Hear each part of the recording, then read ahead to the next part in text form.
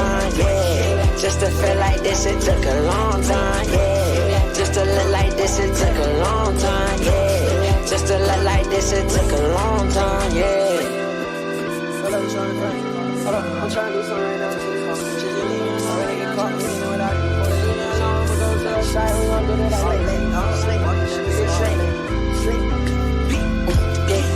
Little black jean jacket, yeah. Got be long on it, yeah. Got that bad bitch, yeah. Wanna fuck me, my homie, yeah. Got that bad bitch, yeah. Tryna fuck me, my homie, yeah. Shawty gon' suck to the money, yeah. I can't wait no thotty, yeah. Bad that bitch to the homie, yeah. I just fucked your thotty, yeah. I ain't even pass the homie, yeah. We might ride your homie, we might rob your homie, we might rob your homie. I'd rather get caught with it than without it.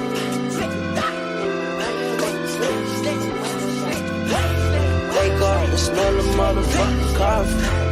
I'm about the pretty boys and the cows. I ain't felt like this in a long time. I ain't felt like this in a long time. I ain't had shit in a long time. Just to feel like this, it took a long time, yeah. Just to feel like this, it took a long time, yeah. Just to look like this, it took a long time, yeah. Just to look like this, it took a long time, yeah. I've been to Atlanta. Most definitely been to Atlanta. With who? No cap and gown, I ain't go to class. I'd rather die before I come in last. Why don't you just send me your address? You didn't send me your address. You forget?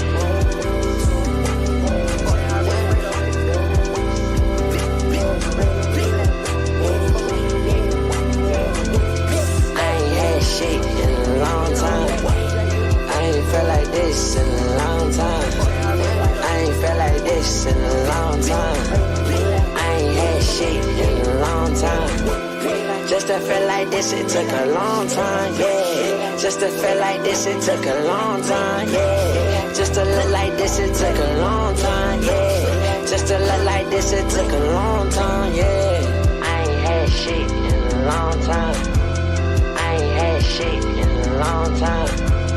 I ain't had shit in a long time. I ain't had shit in a long time. Just to feel like this, it took a long time, yeah. Just to feel like this, it took a long time, yeah.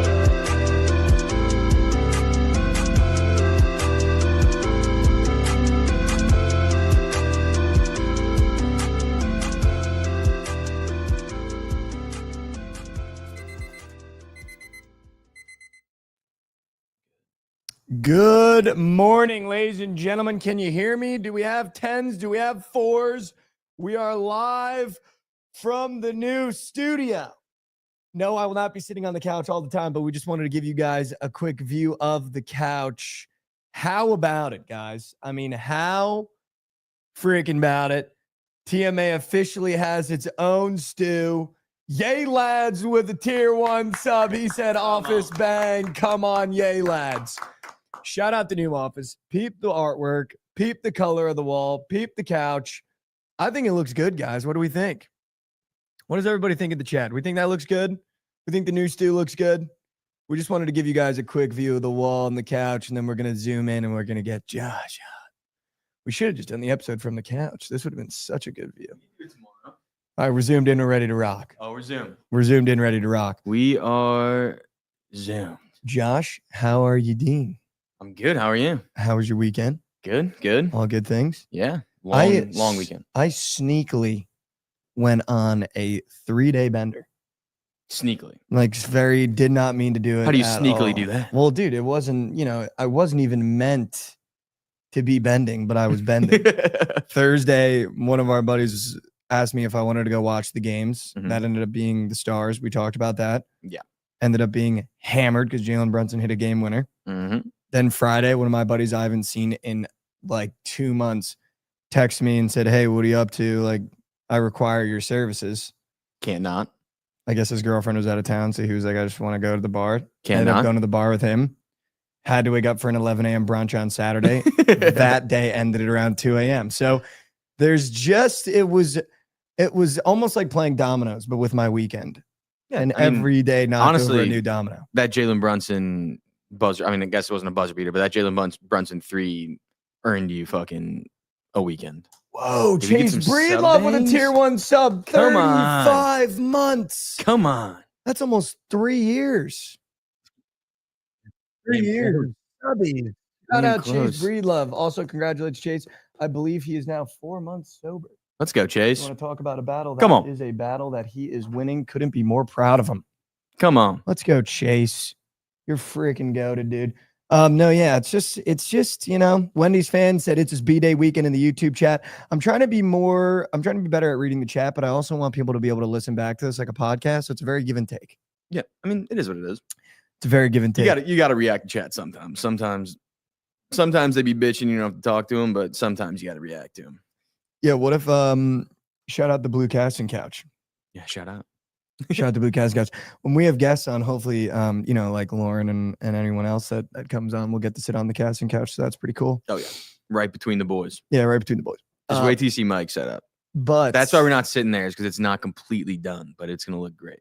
yeah, my setup is not completely done. Nor is mine, but we did this for you. Neither setup is completely done, but we did this for you.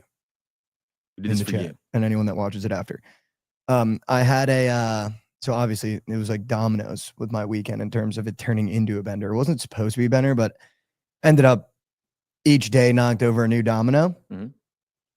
Closed down the Whippersnapper Club in Dallas. It was its last weekend ever existing.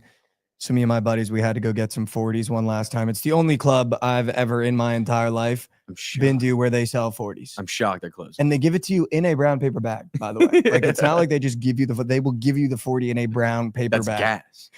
I'm shocked they're closed. But the only thing I wanted to talk about this weekend is, so I've been, like we talked about, changing my style a little bit. Mm-hmm. Went with on a Saturday, I went with a nice little polo with some cuts pants, some white Air Force Ones.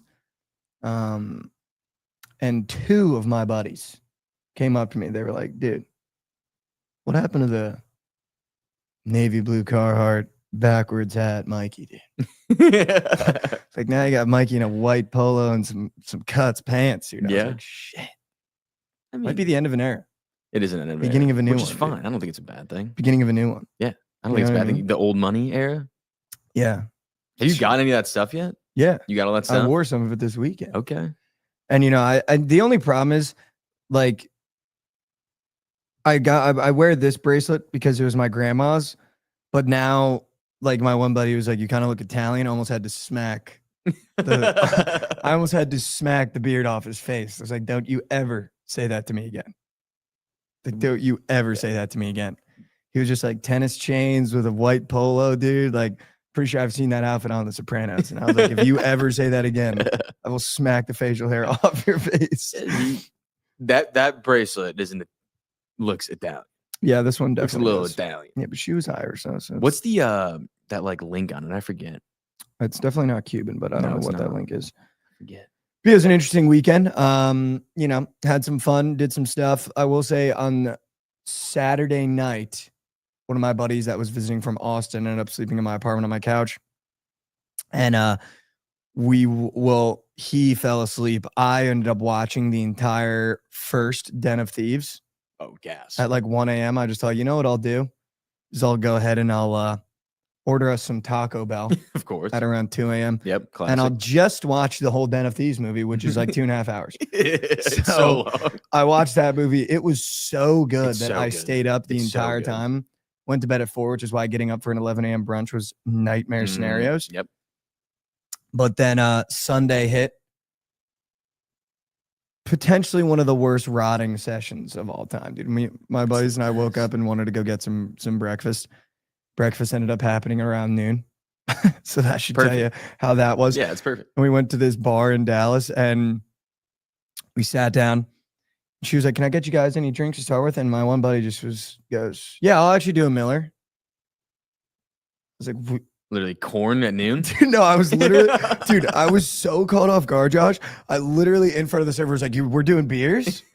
Like, my head was in a spot where I didn't want to see alcohol for the next 48 hours. Yeah. However, when it rains, it pours. Yeah, you have to. We ended up, my other buddy, also shocked at the beer order.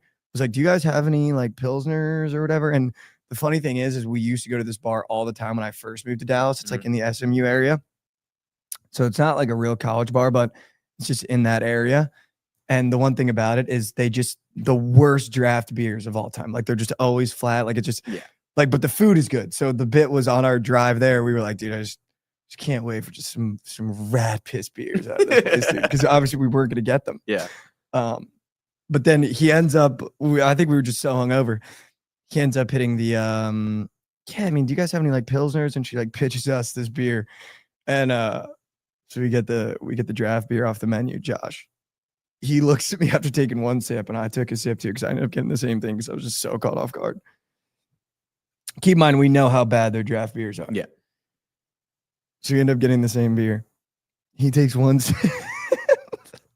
After I take a sip. And when I took a sip, I went, in my head, this has to be the worst beer I've ever had in my entire life. Do you know what it was? The Pony Pilsner, but I think it's which is like the SMU like NIL Pilsner. Oh, okay. But it's just because this place is just so moose piss with their draft that it was flat. I've had the Pony Pilsner before, but it was just so flat. Everybody takes a sip, and I was just in a state where I didn't even want to drink the rest of it because it was just so flat and gross. And he goes, "This tastes like ice cold chicken broth." And I don't know why, but for the rest of our time, we only had one beer. We were at this place for like 2 hours. Every time we'd sip, we'd say, "This is such good broth." Meemaw soup. Like literally Meemaw soup as beer. Not a funny story, That's but disgusting. no, it was fucking foul. That's disgusting. Not a funny story, but that should just give you the kind of vibe we had on Sunday. But we end up, whatever. The hangover started hitting. One buddy goes, I need to get home. Close out the tabs. Went back to my apartment. Watched the second Den of Thieves. So I went back to back. Have to. What an incredible franchise they have it's brewing over insane. there, dude. And there's going to be a third one. Yeah, for sure. I mean, he was like, well, what's next? It's an incredible franchise they have brewing over there, dude. I told you. Unbelievable. I told you. I feel like it's very easy, though, for the cops to know that he's involved. Yeah, at the end there. For sure. But also, like, I think that the first one was just so good that the twist at the end of the first one was unbelievable. So sick. Yeah, because like literally I feel like movies like that, you normally see what's gonna happen at the end. Like you can normally guess what's gonna happen at the end. Yeah. The first one, like literally had no idea. No idea. The whole thing. No idea. It was so sick. It was an unbelievable movie. If you guys haven't seen it, Den of Thieves on Netflix, go check it out. That's one of the few movies that I've seen the last couple years, and I'm like, that's really, really good. Yeah. There's been a couple other ones, but no, it was phenomenal, dude. Other than that, during this weekend of Benders and Dominoes hitting one another, there was a lot of sports that went down. Honest sports. The Clippers sold my lay to lose once again on one leg. And then the next day, same thing happened. Lost the lay on the Warriors on Saturday. So that was moose piss. But we got 2 Game 7s in one night. We did. Yesterday. Well, back-to-back. Back-to-back Game 7s. I'll tell you what, dude. I couldn't be happier that the Warriors are moving on because, and I already tweeted it this morning, we now have a situation where Anthony Edwards has a chance to pretty much not retire. I think he might have retired LeBron James, but to send home both LeBron and Steph Curry in one singular playoff run. Yeah. And I feel like that would be solidifying this new era, overtaking the old era, and pretty much solidifying his face as well. Dude. Yeah, I genuinely believe that. Yeah, I mean, I still love the Warriors. Still think they're gonna get it done. I mean, dude, Buddy healed last night. My fucking God. I mean, yeah, who thought Game 7, Buddy? Nobody. Not a single person. I tweeted actually Steph Curry 30 ball, and he had 0 points in the first half. Ended with 22 though, so it didn't end up being. He busted in the second half. Didn't end up being the worst tweet of all time, but it almost had the legs to be the worst tweet of all time. Did. I mean, he literally didn't shoot the ball for the first 8 minutes of the game. I'm pretty sure 0 points. I've never seen Steph Curry in a meaningful game have 0 points. Yeah, and the Warriors be winning, but it was because I guess Buddy Hield just finally. Yeah, I mean, Buddy Hield was fucking unconscious. I was telling my dad, we were watching the game. I was like, if Buddy Hield, he made his first 2 threes. I'm like, if he does this, Steph Curry's going to go insane because if you start doubling Buddy Hield, you're fucked playing that team. And by the way, if you double Buttle, if you double buddy, if you what did I say? If you dubby bubble, Yeah. if you buddle dubby, oh my god! If you double buddy. If you double buddy, you also have Jimmy Butler too. Yeah, Played an exactly. Unbelievable. Well, game. that's when the Warriors were like the Warriors, when they had Clay, Yep. Steph, Draymond. Like the best games they played is when Clay was hot, Oh yeah. because then Steph gets everything easy. Mm-hmm. But yeah, I mean, this team is so fucking good. They're so good. So good. I also just don't understand how Draymond Green's allowed to play basketball anymore. Like Yeah, he's not even. and he just acts like he didn't do anything. It's like, dude, come on. But also at the same time, if that like that when you were talking about the same thing when he like threw the ball and hit Van Vliet in the face. You saw that play? That's the play I'm talking about. Yeah. So if that happened to anyone else in that game, though, that's not a technical. It's only because it's Draymond, which I think he did do it on purpose, but anyone else could get away with saying that's an accident. Draymond can't. It's just that it's so annoying because He is so annoying. I hate he's him. so dirty, but he likes to pretend that he's Like, not. yeah, exactly. He's like, There actually, is he's a no, good but guy. there's no way in which your body move. Like when he stepped on Sabonis, like, dude, What? I've never seen somebody jump in the air, get the ball slapped out of their hand, and somehow their forearm just completely goes 90 degrees outside their butt. Like there's no way you spaz that hard. Yeah, no, not at all. It is funny though how he's sitting on the bench like, I didn't do nothing. It's like, dude, his teammates are there sitting there. It's like Rolling eyes. Come on. Come on. Literally rolling eyes, dude. If I'm Steph at this point, it's just like, dude, Yeah. I mean, you ain't have to lie to us, Yeah. brother. Yeah. You know what I mean? It's like at one of this point, I'm those- sure he's used to it. It's like one of those with your buddies, like, dude, I didn't even. He just lies to himself. Yeah, it's just He's like just it's lying like to your himself. buddy that just like loves cheating on his girlfriend. It's like, dude, I didn't even want to do it. It's like, dude, at this point, like, Yeah, bro, come on. you gotta hang that shit up, dude. You went up to her, like, hang it up, brother, Yeah, for me yeah. one time. No, but it's like at some point, the NBA, I do seriously feel like should put their foot down with Draymond. I don't even know what you do though. Like, Just what do you fucking ban fine him? him a mil? Yeah, 7-figure fines. But at the same time, like, I think he's such like a dirty basketball player that he's like not even doing that consciously. Like in that moment, like he just is subconsciously throwing his arm out to hit a dude in the face, and then after the moment, he's like, "Fuck, I can't believe I just did that again." I think he's consciously aware of his surroundings and knows that he can.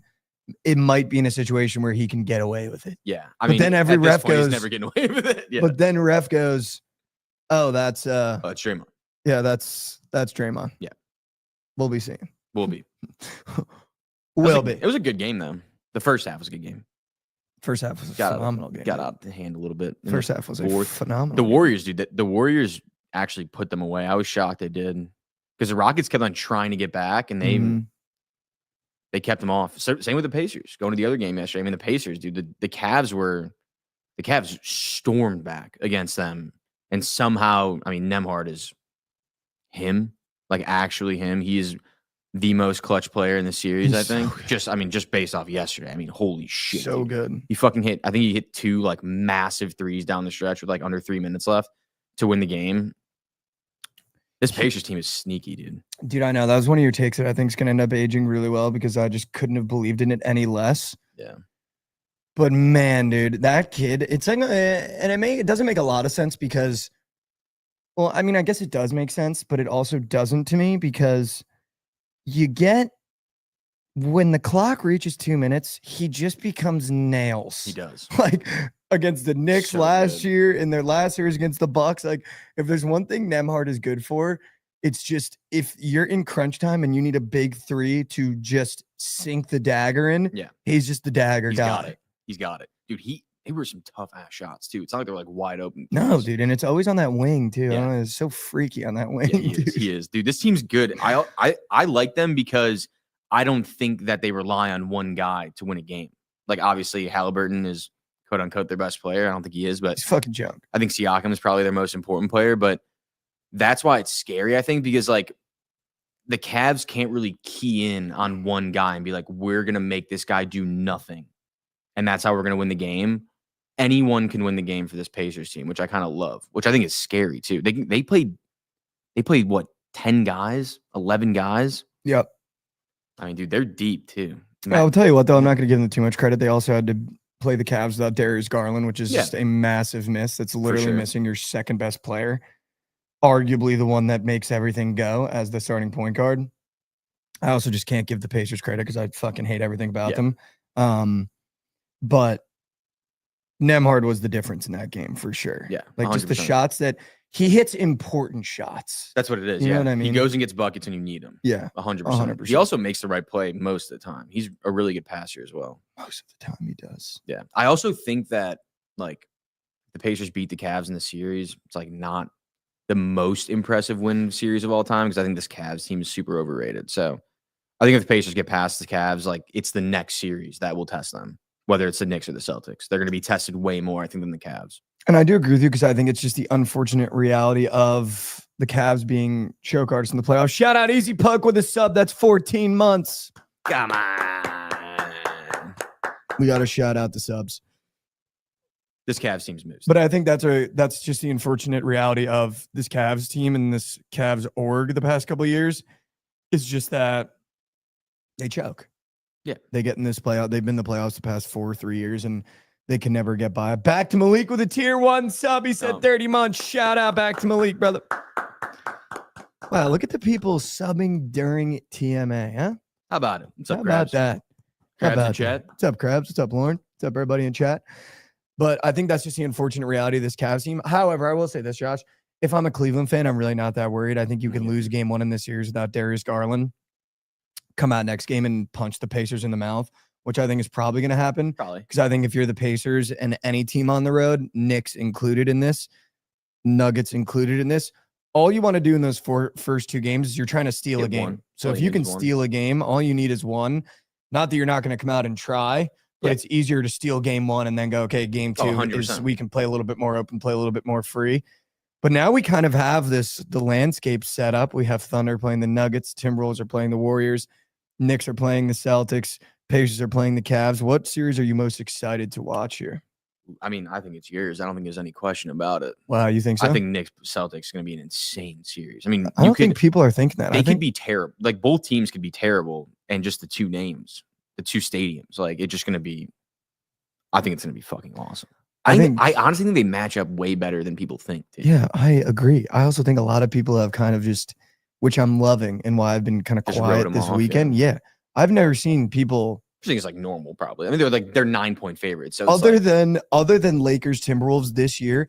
I have not seen a series get written off before a ball has even been shot quicker than Knicks Celtics. Yeah. And I think we've given a lot of bulletin board material in terms of building a resume of why we should get 4-0 against the Celtics. We were 0-10 against the top 4 teams in the East and West this year.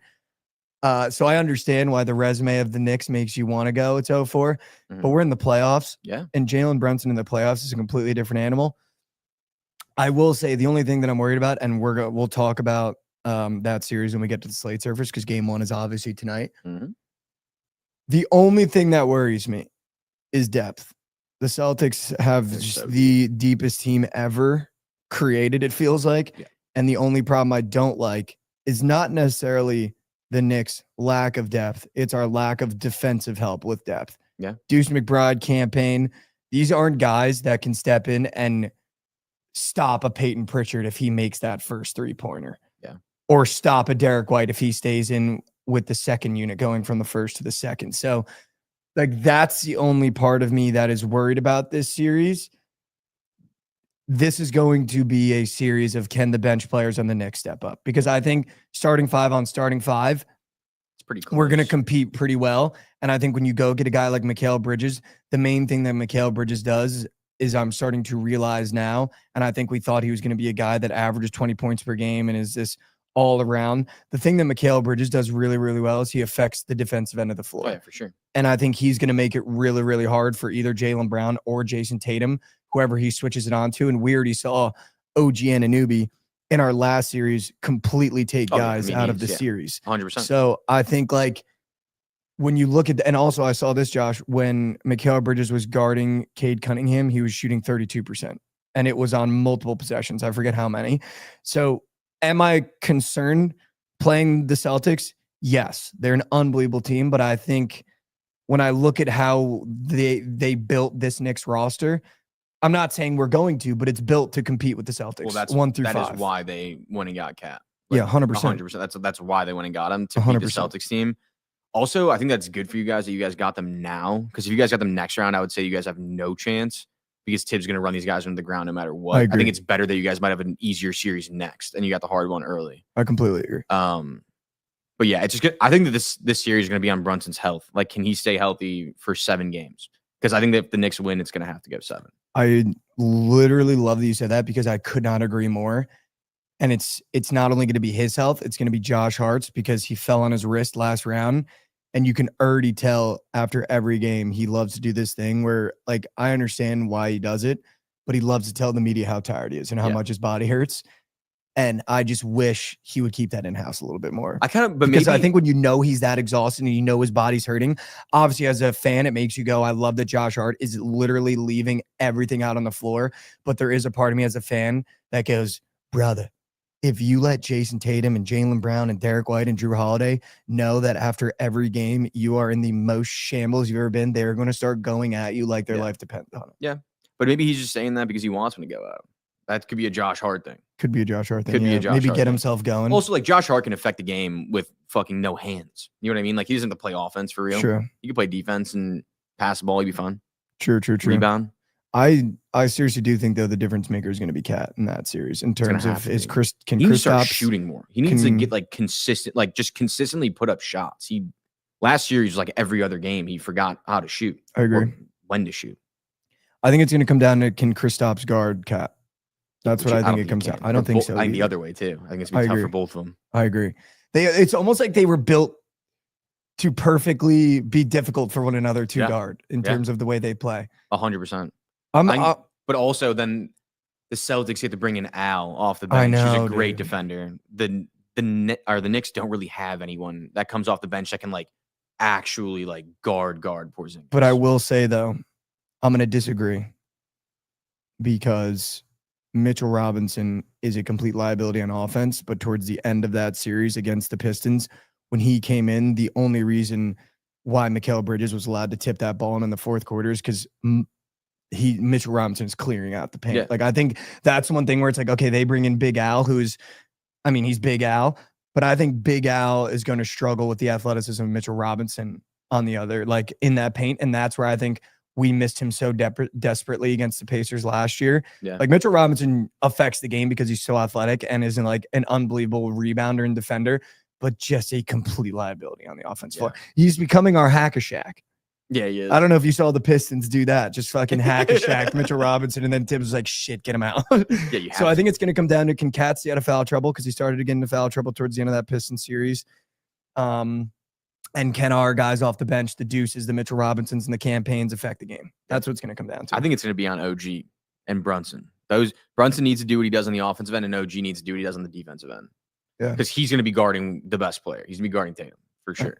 Or Jalen. I don't know. But whoever's on that night, they're probably just going to be moving him around. But yeah, dude, this series is going to be fucking fun. I agree. I can't believe you said that. That's crazy. I'm looking forward to it. I mean, the other ones like aren't really like Nuggets, Thunder, don't really, I mean, like, that's a good series. Don't really like love it. Warriors, T-Wolves, Cavs, Pacers. Warriors, T-Wolves, maybe. That'll be a fun series. Warriors T-Wolves is going to be so good just because the antics with Steph. I just don't think the games will be as good. I think that series has like blowout games written all over it. Like, either way. Like, I think that if the Timberwolves like figure out the Warriors in a game, they might beat them by 20. I think if the Warriors figure out the Timberwolves, they might beat them by 20. I feel like these Knicks Celtics games are going to be close no matter what, and like gritty no matter what. I think so too. I think Russ going back to OKC is an interesting narrative as well. That is an interesting narrative. Although I'm just so over Russ. I mean, yeah. I've never and I never hated Russ, and I don't hate him because I think hate's a really strong word. But before I go into the Russ OKC stuff, I was on the phone this morning, and I was like, Knicks Celtics game 1 tonight, and they asked me if I was excited for the series, but I think there's like a part of me that's like, I'm not excited. I'm so nervous, which I think is nice for the first time as like a sports fan in a long time. I'm like nervous for a series to get started. It actually matters. Yeah, you know what I mean? It's nice to have meaningful basketball at this point in the year and be in a situation where I'm just the kind of person where when you keep telling me we have no chance, I want to be put in a position where I have the chance. Yeah.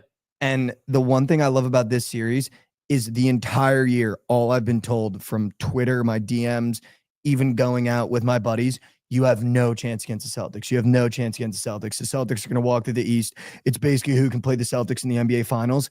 And I am just so fucking excited we have the chance. Have the chance. Like now you all guys you made need. the mistake of giving the Knicks a chance against the Celtics because we get 7 games to prove ourselves. And I think the reason why Jalen Brunson drops 40 on the road is because he likes the chance to prove you wrong. Because that's his whole thing. And I don't necessarily know if not that he doesn't enjoy playing at home, but like I said, I think he prefers the boos to the cheers. Oh, yeah. And to start the series in Boston, I know he's going to come out ready to crack. And I think that's what gets me most excited. But Russ goes back to OKC. Yeah. I'm just so, honestly, Josh, I'm so tired of the Russ antics going into this year, especially from the Nuggets fans. Just, it's so annoying. It is. And I do really like Russ, but I also think it's hysterical that he gets in the post-game press conference and he goes, I'm just trying to affect the basketball game. Could be a missed shot. Could be a turnover.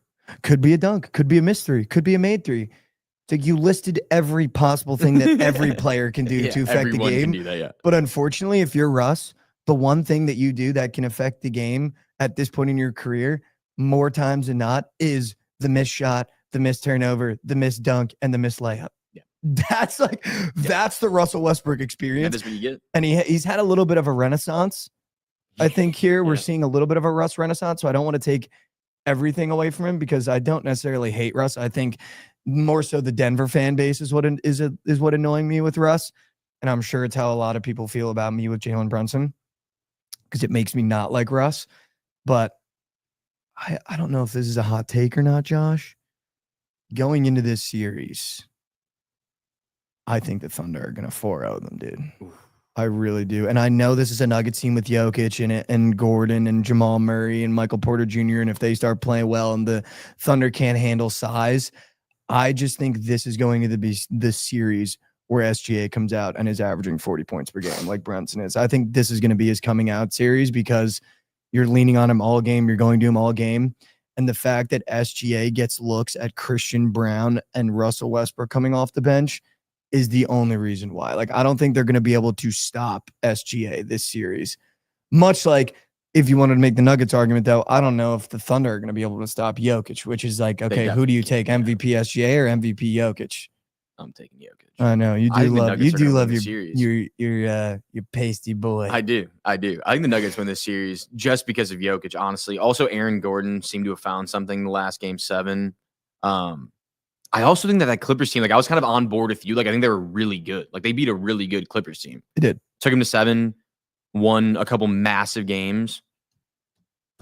Dude, I just don't think this OKC team is ready for him yet. They just don't have the physicality down low. Fucking Aaron Gordon's gonna be playing that dunker spot and he's gonna get 1 million free buckets.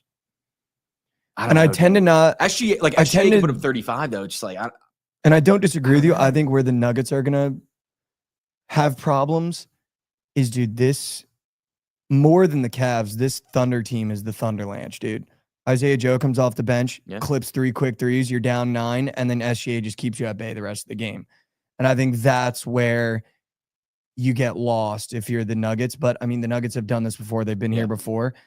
Christian Brown's also, like, played some very big minutes. Like, that dude's, like, I mean, you forget about him that he's on the Nuggets, but, like, he's good. Like, he's actually a good basketball player. I've always wanted to do the cat, for sure. That just felt like a good time. For sure. I mean, dude, I think this is going to be a phenomenal series. And I think looking back on that Clippers series, I put way too much weight and emphasis on playoff Kawhi. What I should have done is removed that poopy part of my brain and went, he has to play with playoff Harden, who's one of the worst performers of all time. So I think you're seeing a rebirth of playoff Harden and playoff Jalen Green. If I'm a Rockets fan, I want to move on so far from him. It's not even funny. Yeah. And not even in a bad way that I points in the series. Not even in a bad way where I don't think he can be a good basketball player, but that's a guy that loses you playoff series. Yeah, and 100%. He did. Well, at the same time, though, they really had no business being in that series. Like the Warriors had 2 games to close them out, and they just kind of fucking fumbled. For sure. And they let him get to 7. But yeah, dude, Jalen Green, I mean, for sure, he's a bot. He's not good. For sure. We've known this too. It's kind of weird that like he plays that AAU style basketball where like you're just gonna shoot 1 million times and then just doesn't do it in the playoffs. Because I think once you get to meaningful basketball and you like it's not easy to take 20 shots. Those That's 20 true, shots yeah. are the hardest shots you've ever taken. Yeah. Sheesh. He probably just doesn't want to do it. Yeah, no. You know what I mean? That's true. Both of us are name and losing the first round. That was tough for me and my take, but we move on. Josh, I Both did great. want to talk about something that I'm just now completely invested in. And it is some of the best things to watch in the world is playoff hockey. We've had some unbelievable series. How about the Stars, man? How about him? It's almost like the Stars went, okay, Nico Harrison, you want to completely explode the Mavericks in GTA? Why don't you hold my beer and we'll go 7 and give the city a little bit of life left back in it, which I do like. I will say, dude, Rantanen, did you see his performance in Game 7? Mm-mm. Pretty sure he had 4 SOGs, 3 goals, all in the third period. Jesus Christ. If I'm not incorrect. I mean, if I'm not incorrect, let me look, is that let me not peep, the let me best peep, let me playoff peep, let me performance peep. of all time? Of all time. 3 goals on 4 SOGs, or maybe it was 2 goals and an assist. See, he had 3 goals, 1 assist with 4 SOGs in Game 7. That's got to be the best Game 7 performance of all time. If not Kyrie. If not there it is. Kyrie Yeah. against the Warriors Yeah, 3 on 4. with 1 assist. Yeah, that's fucking insane. That's got to 4 be up there points. with Kyrie 40 ball in Game 7 against the Warriors. Yeah, That has to be. it has to be. It has to be. If only fucking people cared about this sport. But I'm trying, I know, I know. I'm trying to care. You know what I mean? No, I know, I'm I really know, I trying to care. I know. It has been fun to bet, I will say, because I've just been taking the over. Even though there was a plus 148 last night, Josh. I don't think I got my flowers enough from the community on Twitter for nailing a plus 148 with 1.6 seconds I was left. gonna say you squeaked that so fucking But hard. that's what you got to do in playoff hockey. You got to get it the hard way. There's no such thing did. as an easy wager in playoff hockey Never. because I think the Blues witness it. You can go up to. All the other team needs is a little bit of life. That's the thing about playoff hockey that I like is if you want to blow out a team, you have to kill everything about their confidence. Yeah. You have to kill the crowd. You have to kill their best player. You have to kill the confidence all in GTA. And then you have a chance of blowing them out. If you don't, you will be up only 1 goal in the third period, no matter what happens. Yeah. But I mean, that was an unbelievable sweat for me in that over plus 148, I will say. There was just a feeling I had when the Jets tied that game, and it ended up being the wrong feeling that I thought the Blues are still going to do it. But the problem with playoff hockey is, and the people that don't think it's real, I think are just the dumbest people on the earth. Momentum is everything in the sport of hockey, dude. Well, dude, and Everything. you give up a goal with 1 second left. Like you're about to win Game 7, you give that up, and then you sit for 20 minutes, and you're like, "Fuck." Yeah. That's literally what it is. It's like, how the fuck did we just let that happen? Fuck. Literally 1 more second to hang on. And I think it's annoying too if you're the Blues because Binnington just did everything possible, dude. Yeah, he tried. He did everything. He man. tried. But at the same time, like they got outplayed in that game 100%. They were lucky to be winning that game. Yeah, they were lucky to be winning that game at the end of that. I mean, yeah, they were 29 to 47 on shots. They had 18 more shots in them. Like that's 100%. They got essentially outplayed. another period and a half playing. 100% they got outplayed. But I think the one thing that's different about hockey is you can consistently be outplayed. If your goalie stands on his head, you can win every game. And that's why you got playoff Bob. Well, that's how you win in the playoffs. Like your goalie. That's how teams win. If he's cracked out for 2 games a series, you're probably going to win. Very true. I agree. Happy Cinco de Mayo. Just saw that in chat. Happy Cinco de Mayo. Happy Cinco de Mayo, everybody. How about that? May the 4th be with you yesterday. May the 4th be with you. Happy Cinco de Mayo. Josh, back to back. Or not back to back. How about me picking the Kentucky Derby winner? I know. It's fucking sovereignty. Nice and sovereign. So I'll tell you what happened, Josh. Woke up on Saturday. I went, it's Derby day. I had that brunch at 11 a.m. Mm-hmm. Had one of the worst headaches of all time. Hit the shower. While I was in the shower, I said, okay, it's Derby day. All that needs to happen right today is I pick the right horse. Whole day. That's all I thought. All I have to do is pick the right horse. 5. I took Owen Almighty because I love the movie Bruce Almighty. Okay. And then I always try to take one of those 39 to 1, 38 to 1s. And then I try to take a 15 to 1 or less. So a little favorite. Yeah, a little bit of a favorite. But I never take the favorite. I never take the 3 to 1 or the 6 to 1. I always try to take that 9 to 1, 11 to 1, 15 to 1, anything like that. And I just don't know why, dude. But after the first screwdriver at brunch, I reopened the book. And after taking Owen Almighty, because I always like to pick two. Yeah, you can't just pick one. No, you can't pick one. You could be like 3. I started perusing, sitting next to my buddy.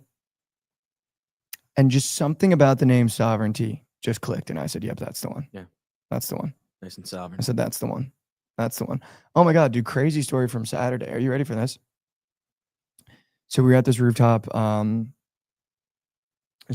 getting ready to watch the Derby. The only reason why this hit me is we were watching the Derby. And so we're sitting there, and it was our big group because one of my buddies' girlfriends just moved to Texas.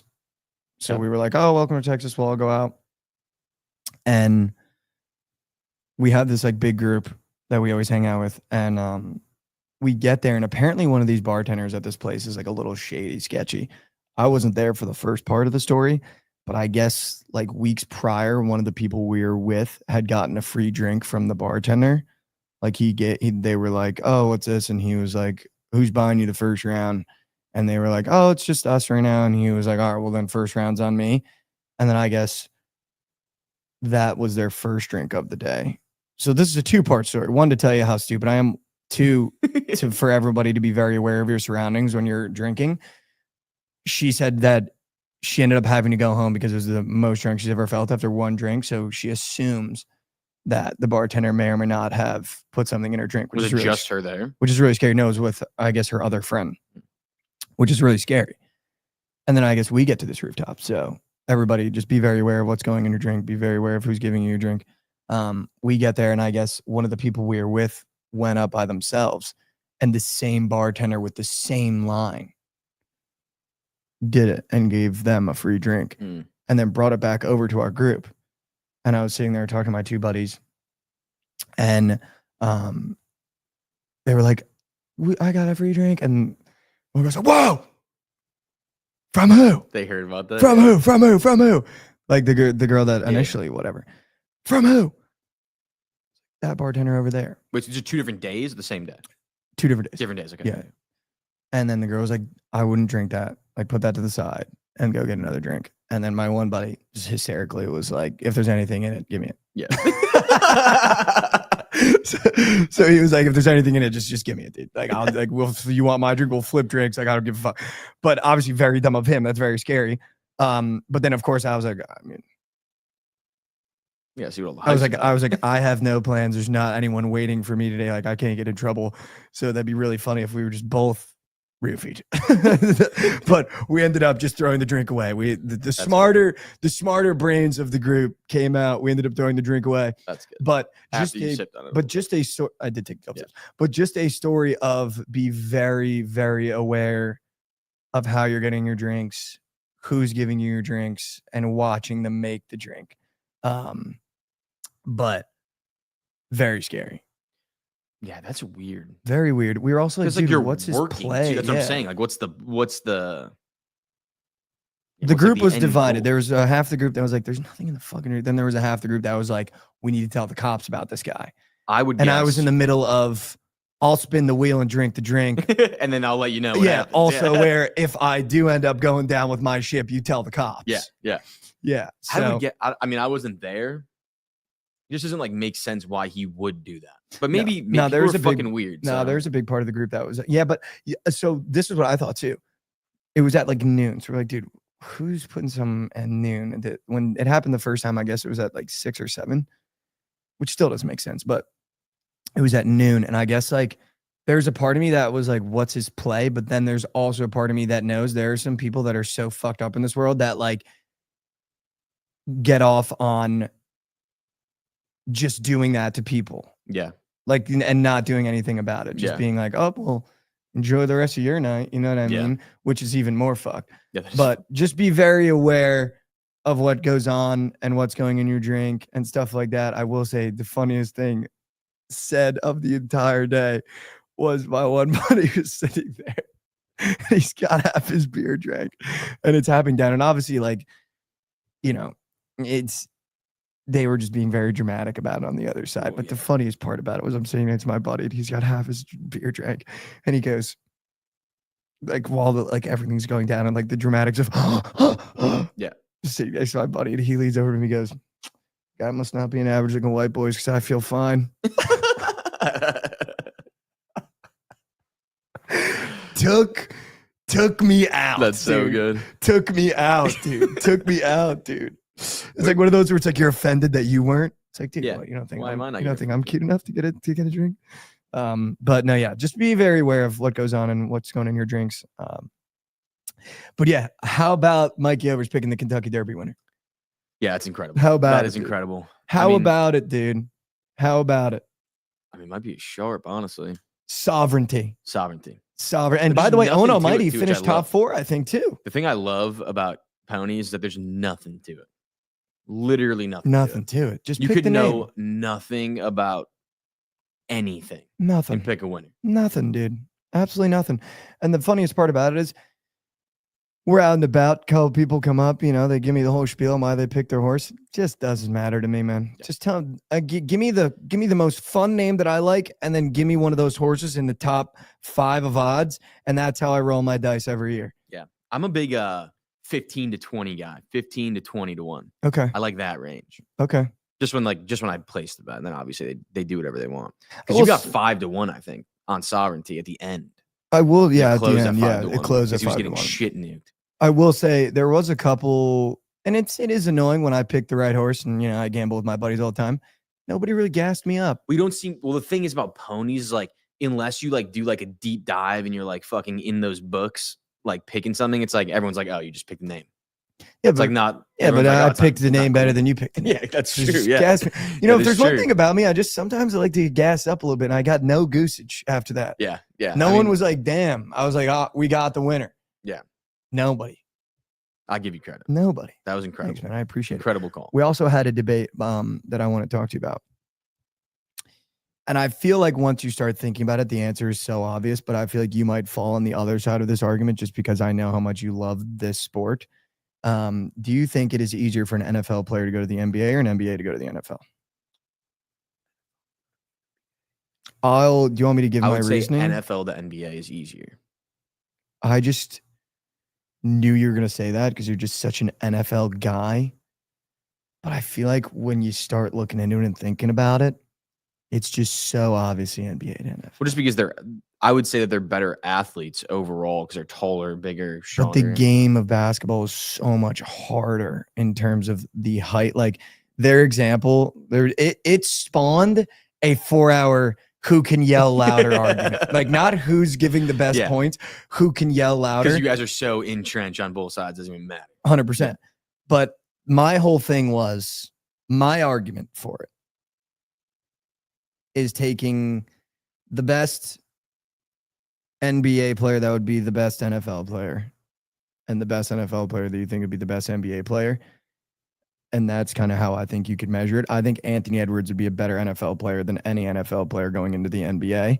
And when you start looking into it, dude, like a DK Metcalf, who when you watch the NFL and you go, dude, that guy's an athletic freak. He's so big. He's 6'1", 210 he's like pounds. Steph.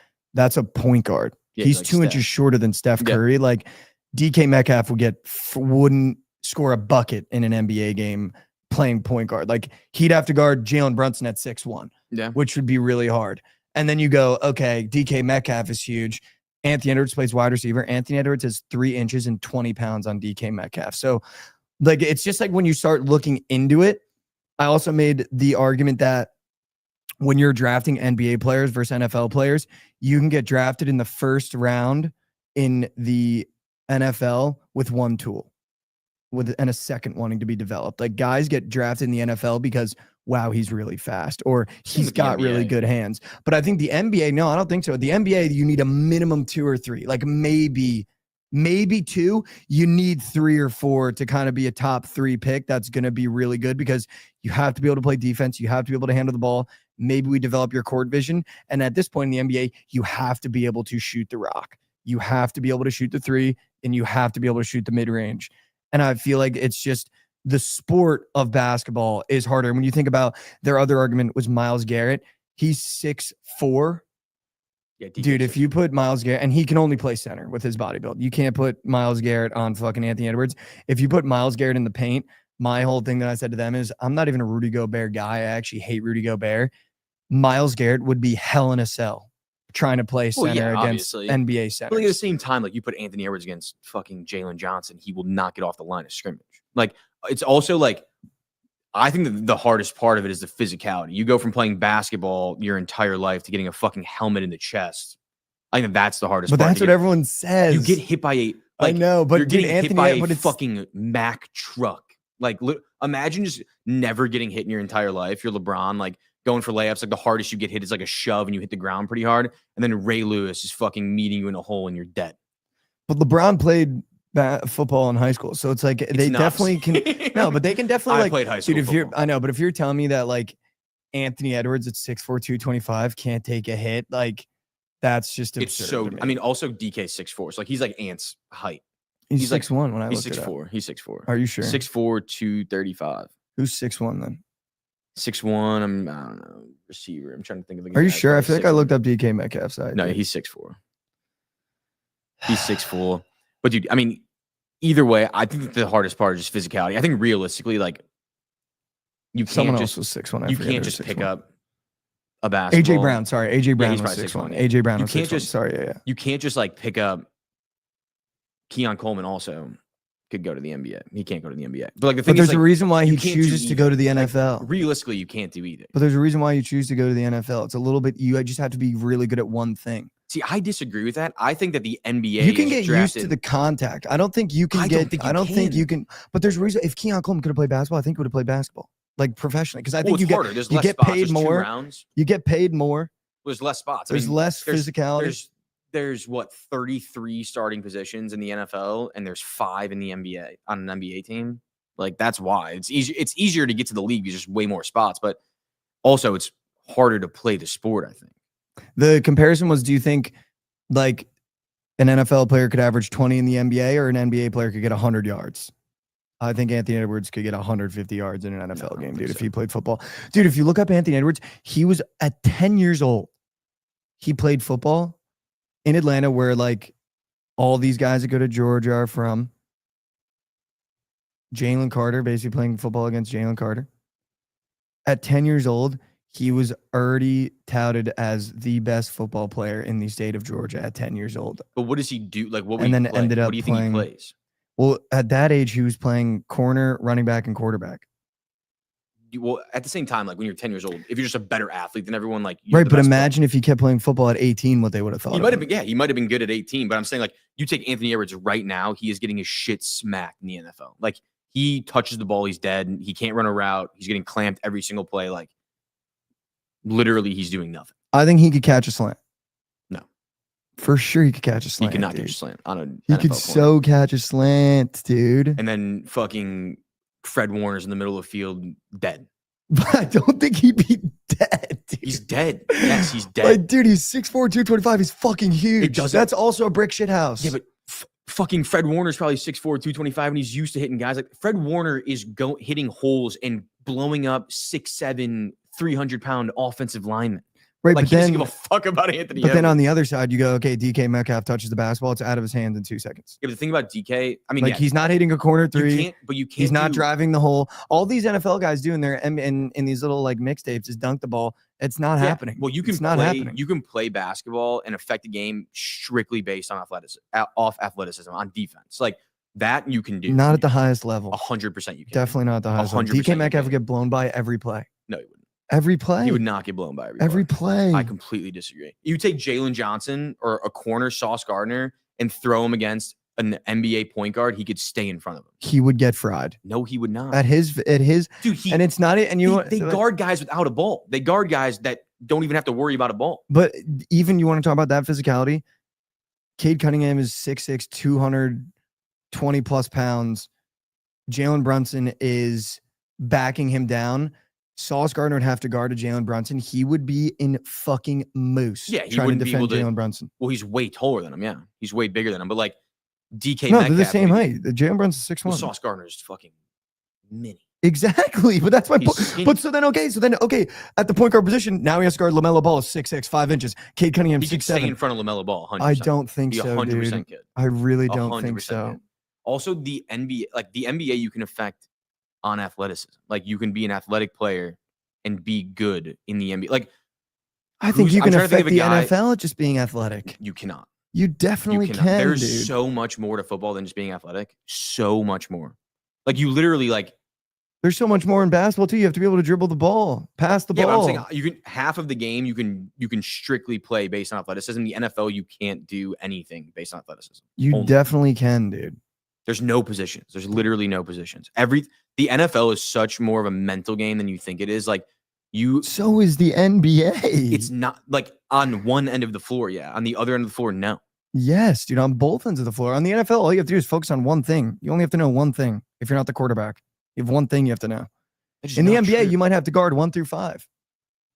But yeah, you're playing defense the whole time. You're doing the same thing against Yeah, and then you have different to guys. flip the switch and go play offense again, where I like there's a understand that. completely different. I understand that. It's so different, but 100%. it's so much harder to play dude, football. It's not even close. 100%. It's not even close. It's so much harder to play football. I think at a molecular level of the game of basketball is harder to play because you have to do so much I at every disagree. position. I disagree. I think so. I disagree.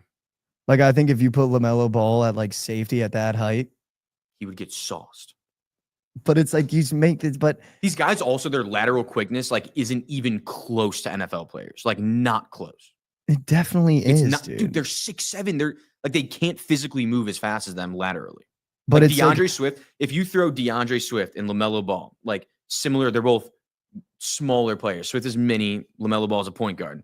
They move so differently. but then you make that argument. You put DeAndre Swift in the NBA, he doesn't get a bucket, and whoever he's guarding has 40 on him.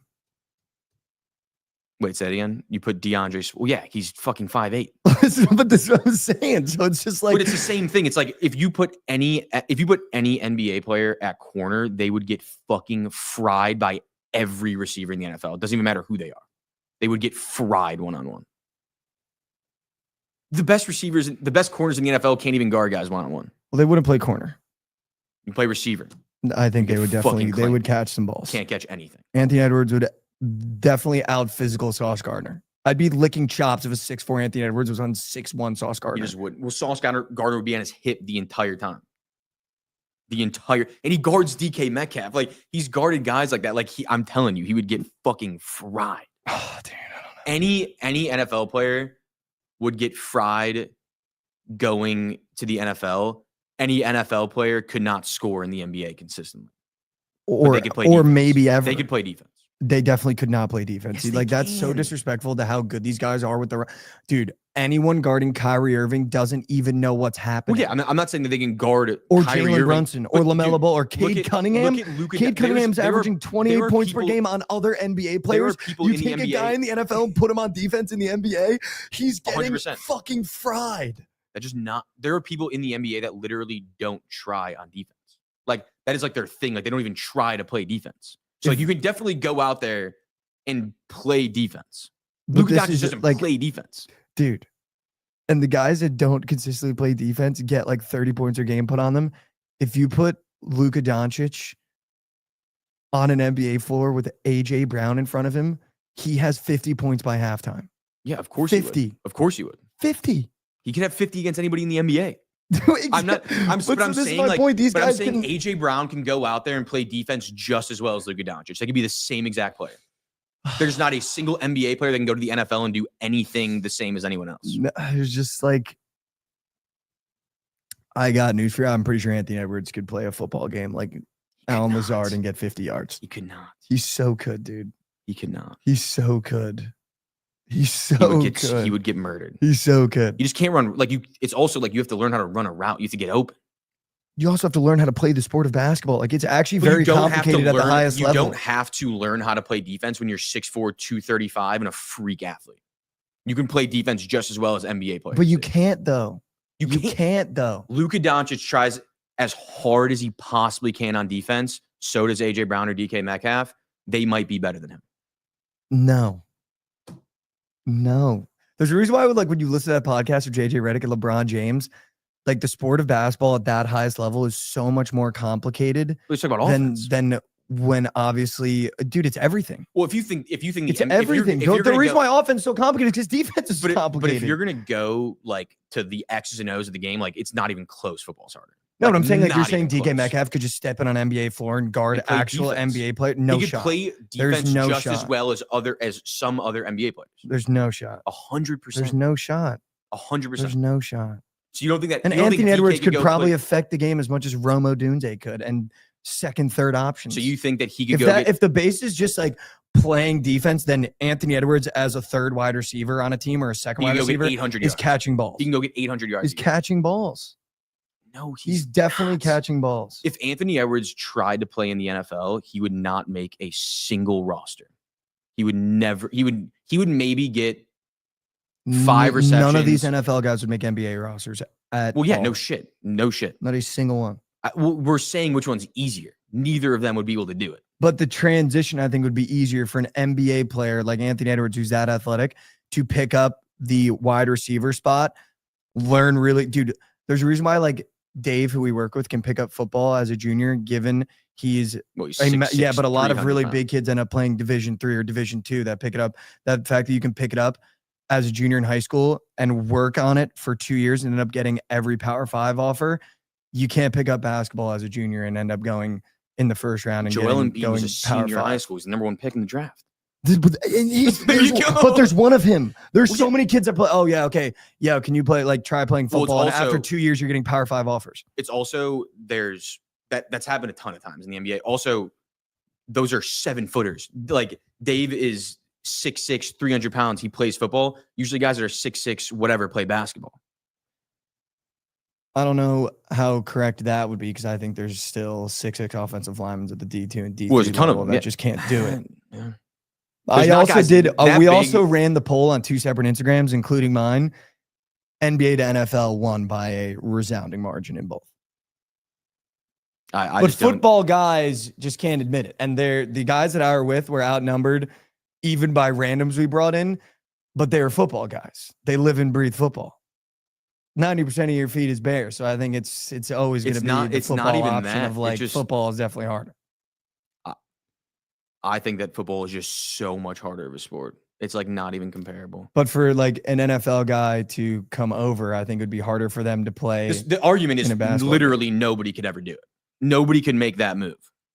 I think Anthony Edwards could do it. My argument is I think Anthony Edwards might be the best athlete. Potentially. And I think he has a chance if he wanted to, if he like really worked at football, to be a football player and make like an NFL roster. I don't think so. If he did from childhood, maybe, yeah. I don't think right now. Saying Ant used to play football, though. So did I. Can I go fucking to the Yeah, NFL? but you playing football versus Ant Ant playing football. is But the so point is fucking that like different. it's not you can be a freak athlete and still not play in the league, still not make the league. There are freak hundreds. athletes get drafted all the time in the NFL over NBA. John Ross just got drafted because he ran fast. The and did NBA a is 40. the NBA is literally only drafted off of potential. Like the first 20 picks is literally just I'm taking 18-year-olds that are going to be good in 5 years. The NFL is we're taking guys that are ready to play right now. Right now.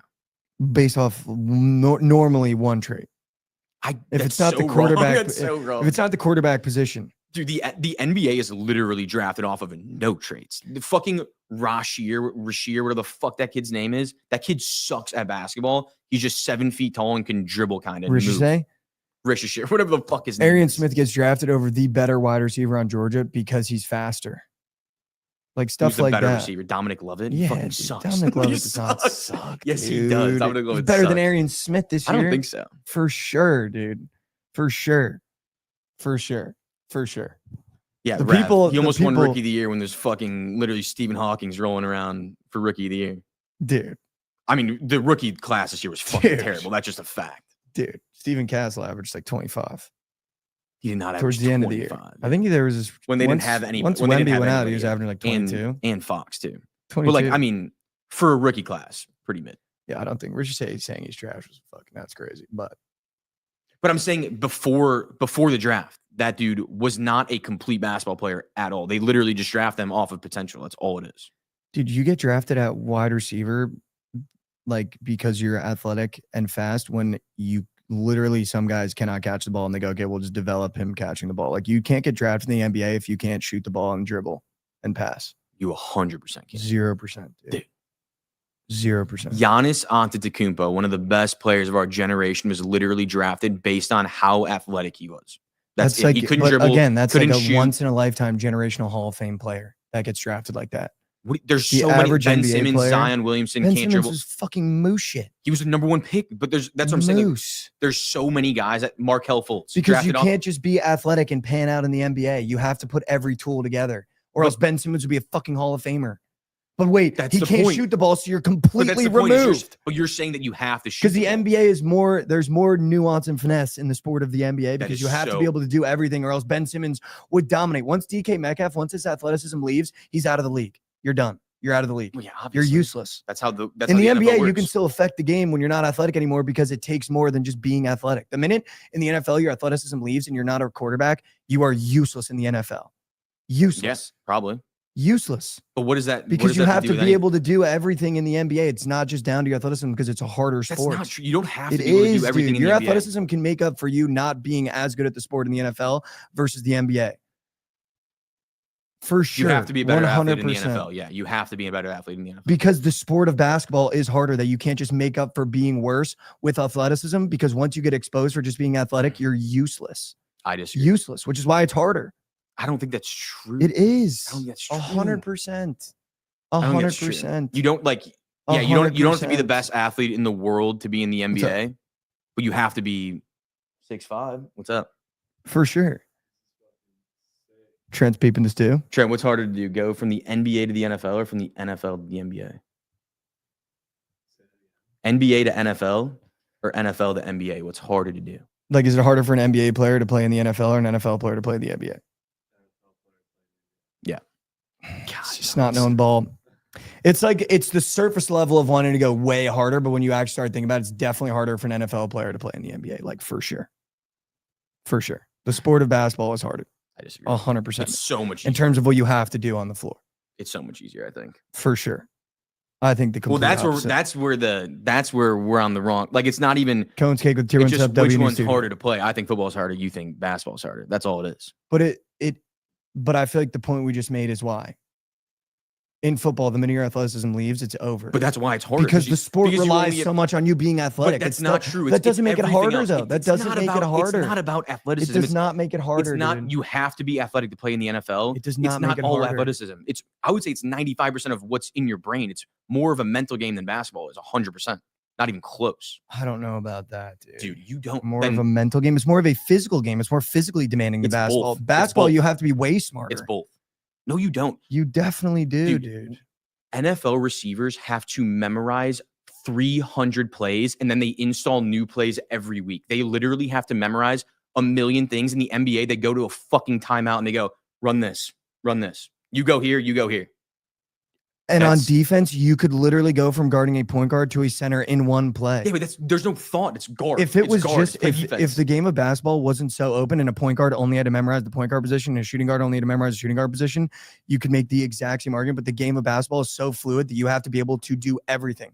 So they know everything that's going on the floor. Well, yeah, obviously, but you know, And five. it's so much so more do NFL cerebral. NFL What you players- just said you- is the epitome of the you NFL. think- All wide receivers do is they go, "Oh, I'm Y on the wide No, receiver." that's not I how it listen works. to You are dude. You so listen wrong. to every You are wide. so wrong. There's literally an interview done. I can't remember the wide receiver right now, where it's like when they listen to the play, all they listen to is the Y spot, and they study the Y spot, and then they know what to do. And it's They oh, also- you're running a slant. Oh, you're running a go. Oh, you're running a bang eight. Oh, you're running a curl. That's it. They It's also the same know- thing you just said about building a basketball play. But when the basketball play, It's not. if that play doesn't work, then you have another play that you run, and then there's another screen. Like when you run your route, your play's over.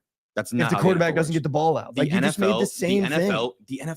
See, like you're You just just made the same discrediting- argument though. You just No, said it's that not. the NBA goes in the huddle and they go do this. When the quarterback goes like this, the wide receiver goes, "Okay, That's I'm not just how running it a works. slant." They have That's to know. it. NFL receivers have to know what every player on the field is doing.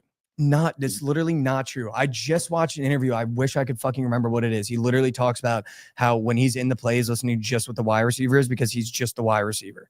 I'm just I telling you. fucking wish I could that's just remember what not that true. interview was. Every single I player mean, that on a was an football field. that was an NFL player. That was an NFL player. I'm that sure said he that. listens to what he has to do, and then he knows what everyone else is doing on the play. The only position that is like that you need to know everything is the quarterback position.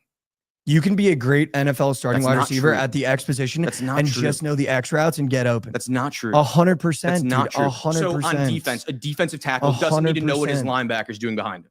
100%. He doesn't have to know what he's doing behind him. You're The picking- linebacker doesn't know what the safety's doing. The linebacker doesn't know what the corners are You doing. just picked the quarterback position of the defense. Yeah, the linebacker position is probably the hardest D-tackle. defensive The position. D-tackle doesn't have to know what the linebacker's doing. No, the linebacker they doesn't do know. not, Yes, they dude. do. Yes, they do. They need It's to know get to the where to funnel. quarterback. Dude. Or stop the run if you think it's a run play. If the linebacker goes, hey, by the way, pinch. Dude. 100%. Come Dude. 100%.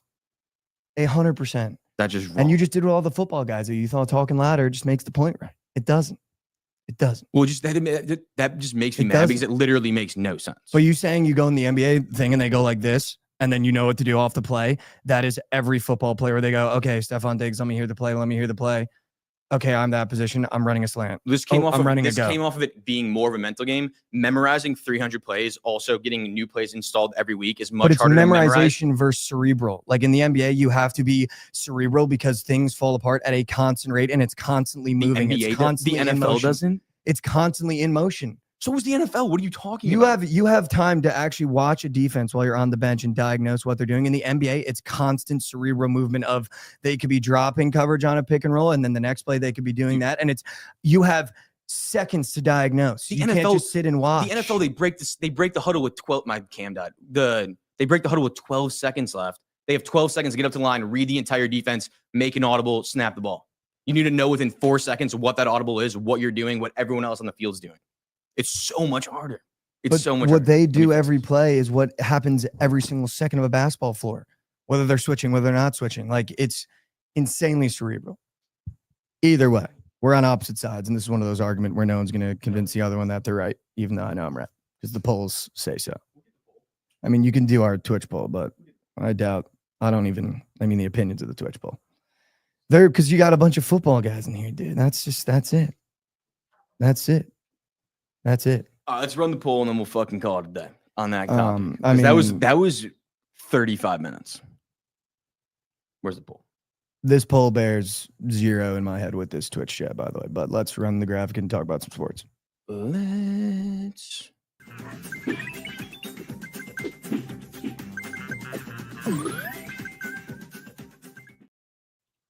Back. Welcome back to Slate Just a Parlay Show. Seriously, give you all the plays and parlays you need.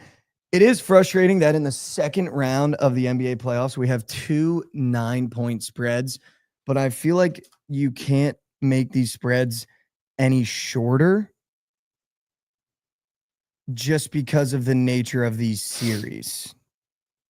Yeah, If I'm that surprised makes that OKC is sense. that big of a favorite, honestly. I'm not, though, because I think when you take a series like that, that spread is really built on what the Thunder have done in the regular season, which is just blow everyone out. Yeah, that's so why. I That's think why they're trying to get you to. I don't know. It feels like they're trying to get me to bet the Nuggets, but I really think the Thunder come out and blow them out game one. Just because I feel like the Nuggets plus 9.5 is so easy. Much like how I think on the other half, I think a lot of the general public wants to take the Celtics because that looks easier. I think when you look at the Knicks series, they were a first game, fourth quarter, 26-0 run comeback from getting blown out by the Pistons, and they blew 10, 11, 12-point leads consistently against the Pistons. And I think when you look at that, it's way easier to go, okay, if they can blow those leads against the Pistons, they're going to get their shit blown out by the Celtics. And I am scared to bet the Knicks in I see game what one. you're doing. I see what you're doing. No, I'm being serious. Like I am scared to bet that I'm not betting the Knicks game one. There's no shot. I wouldn't bet them betting any Knicks game. game Why would you one. bet them any game? Just fucking. Well, let 'em- definitely, let 'em splooge. definitely betting them in the When they get to Garden. Yeah. And I'm definitely might bet them game 2 once they see how the Celtics come out and what the rotations are that the Celtics run against them. But I don't want to bet any game ones. At least I shouldn't have bet game 1 in the East because the East is just so different. I don't mind taking the Thunder minus 9.5 because I think for the Thunder minus 9.5, or maybe it's the other way around. Because I was going to say you kind of have to show me if you're the Nuggets. Maybe the Thunder kind of have to show me because you didn't look that impressive against the Grizzlies. The Grizzlies probably had no business even making the NBA playoffs. So I don't know if it's a show me if you're the Thunder that you can finally beat a team that's built and bred and won NBA championships, or if it's a Nuggets you have to show me and you have to beat the best team in the West. I don't know. This is a really interesting. They 40-balled them twice. That might be why. I know. That's why it's. That might be why that spreads. But that's why it's tough. Like, are you getting a playoff? I mean, you're obviously getting playoff Jokic, but like, have the Nuggets? I think the question that I'm asking myself is, have the Nuggets flipped that switch of going into championship killer mode like they did the year they won the championship, and all it took was playing the Clippers and being in a series again? Or is it this Thunder's team is so revved up and ready to prove themselves that this is the perfect prove yourself spot after not really taking the Grizzlies seriously? Yeah, dude, I don't know. I would just lean towards taking the Nuggets with 9.5 points. It's just a fuck ton of points for Jokic. I also like the over in this game. I feel like the Thunder had gotten pretty low totals in the first round. No, pretty sure like in the 210s. Yeah, now we get low. 225.5 against the Nuggets. That kind of tells me the Nuggets are going to be scoring, which I was kind of scared they weren't. But I would probably take the over in this game, especially with like Lou Dort. That totals at 225. Yeah, maybe the over. Lou Dort generally though gets to guard the best player on the floor, and he just can't this series. So that's probably why it's a little higher too, because he'll always guard the best player unless it's a center. And in this case, we got a center as the best player. Oh, I don't know what to do in this game. Maybe it's just the over. Maybe just take 225 and just see them score a bucket of points, because I don't see Chet and Isaiah Hartenstein really being able to affect Jokic's game, and I don't really see the Thunder being able to knock off SGA, or the Nuggets to be able to knock off SGA's game, because he just so underperformed against the Grizzlies. But I think it's because he didn't really take them seriously. Yeah. I would assume Brown will be guarding him. I would assume. There's no way Jamal's guarding him. Oof. I don't know what I would do in this game. That's a really interesting game.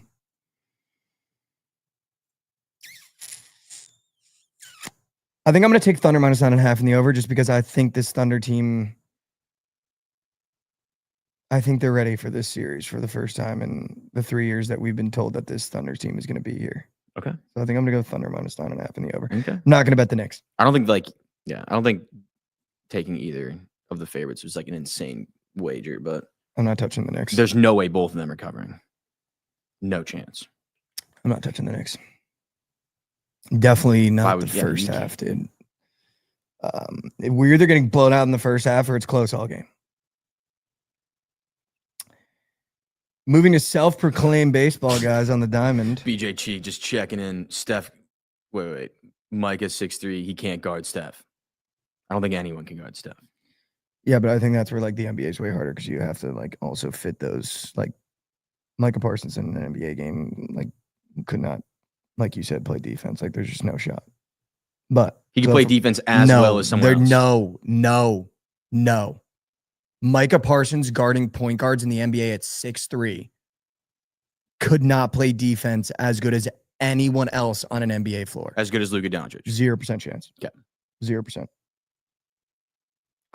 I mean, dude, baseball is so weird. I did put the Cardinals in the lay today.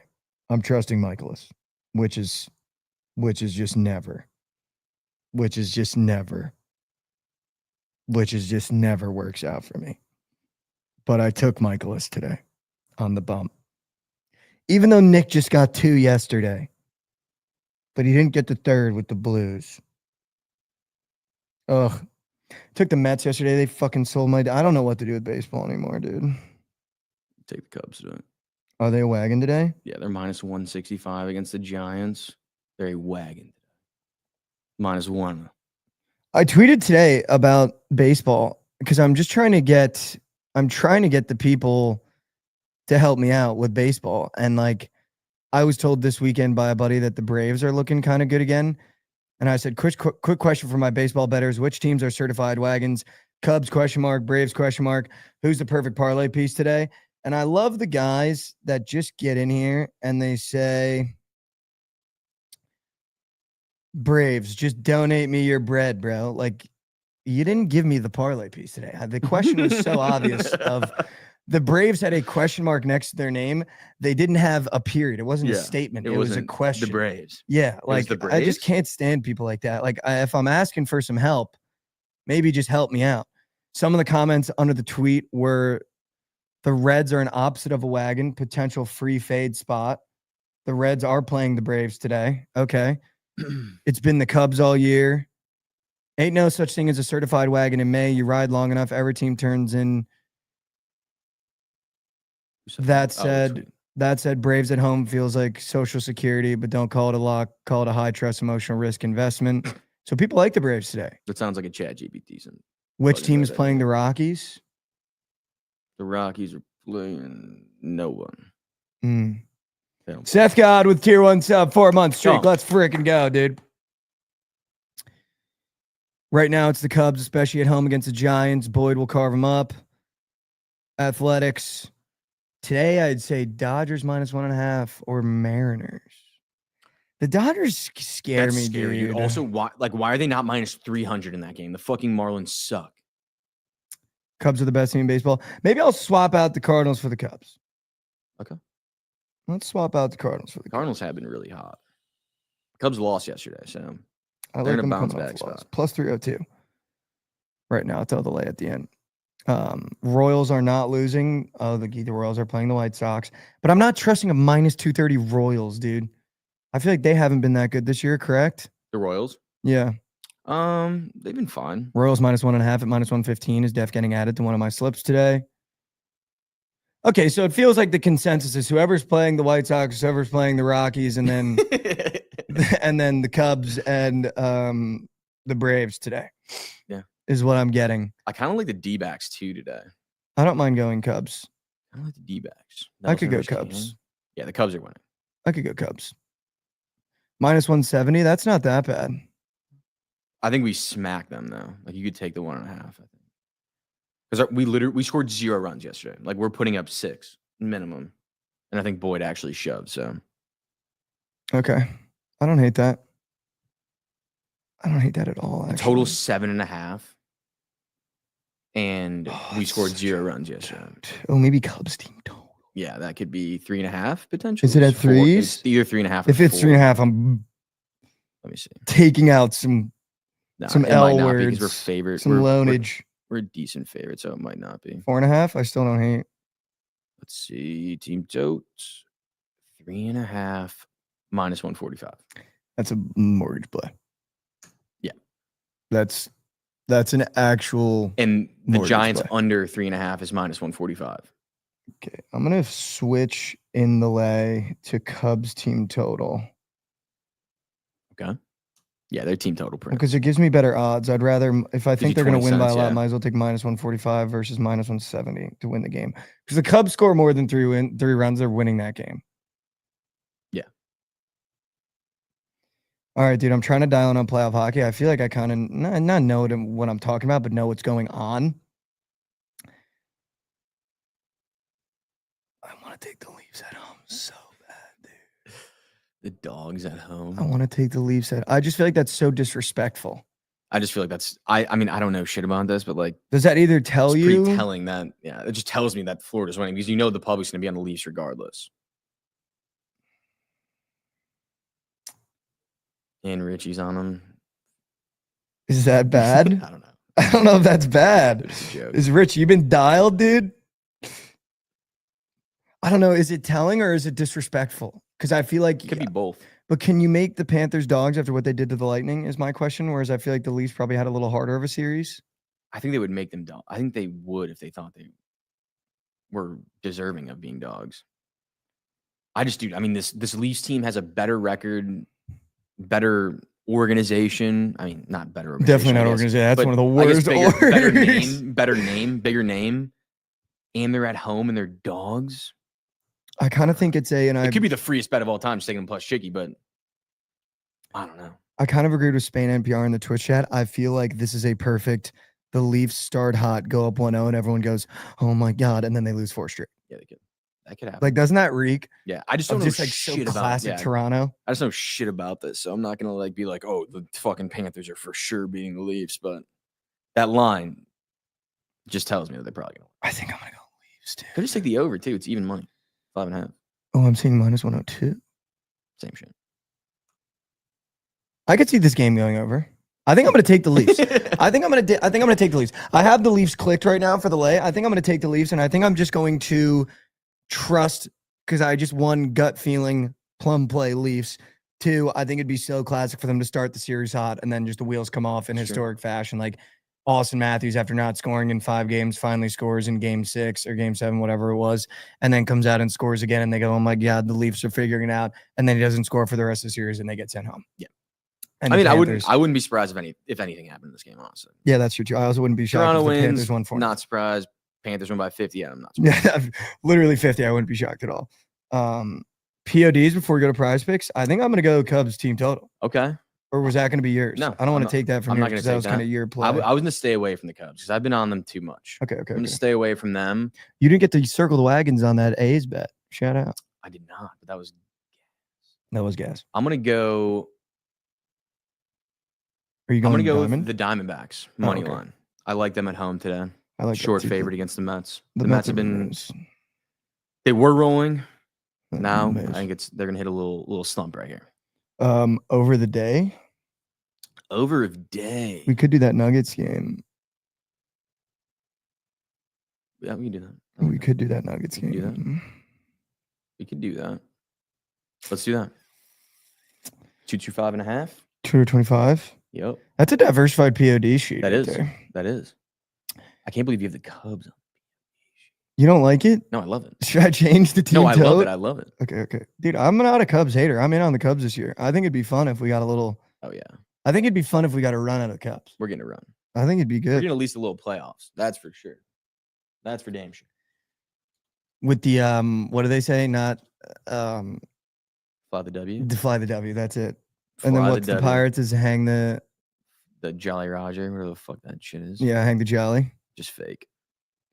hang the jowl. Just fake. All right, so my POD is going to be the D-backs ML. You got Cubs team total. Over of day, Denver over. Let's go. Denver over. 3.5. Over of day, Denver. All right, you want to go to PP? Yeah, let's do it. I feel like I'm kind of. Can I tell you the first? I mean, you could probably guess the first lineup I made of the day. Jalen Brunson points. Yeah. So it has Jalen Brunson points in it, and it also has SGA points. Okay. Just Now we sometimes I feel like there's if the one lineup I hit last week, and I've been ice cold on PrizePicks in terms of being able to put green squares with green squares. I always put a green with a red, which has just been the curse.